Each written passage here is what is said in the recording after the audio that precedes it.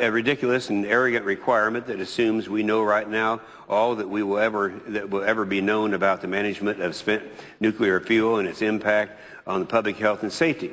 That compliance decision only makes sense when DOE decides to close a repository and cease operations. Until that time, repository enhancements reflect 300 years of scientific innovation, will improve its protection to public health and safety, and I might add to the environment.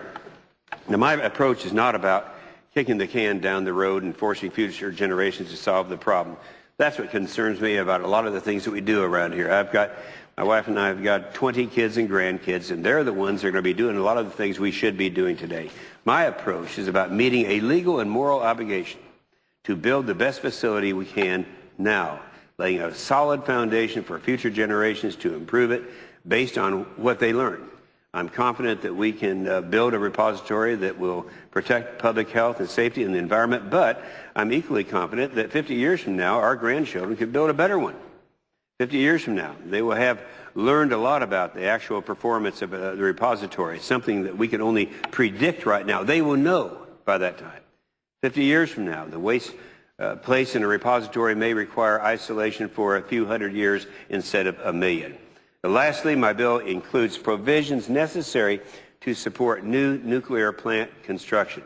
Before receiving a license, nuclear plants must meet two requirements. The first is that companies must sign a contract with DOE to provide for disposal of spent fuel. My bill modifies those provisions in the Nuclear Waste Policy Act to make them current.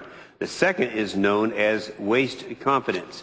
Nuclear plants must demonstrate there is a confidence that the spent fuel will be managed and disposed of in a manner that protects public health and safety. My bill clarifies that the repository program meets this requirement for disposal. So when the society takes on the task of building a complex, first-of-a-kind facility envisioned to remain robust for 1 million years, it immediately raises questions about generational equity. As senators, we must balance fairness to the future generations that haven't been born yet with fairness to the generations that we currently represent. And finding that balance must be based on several principles, including protecting the health and safety of current generations, protecting the health and safety of future generations, minimizing the impact on the environment, meeting the need for reliable, cost-effective energy, meeting legal obligations, minimizing taxpayer liability, and the costs are covered by those who benefit from the waste.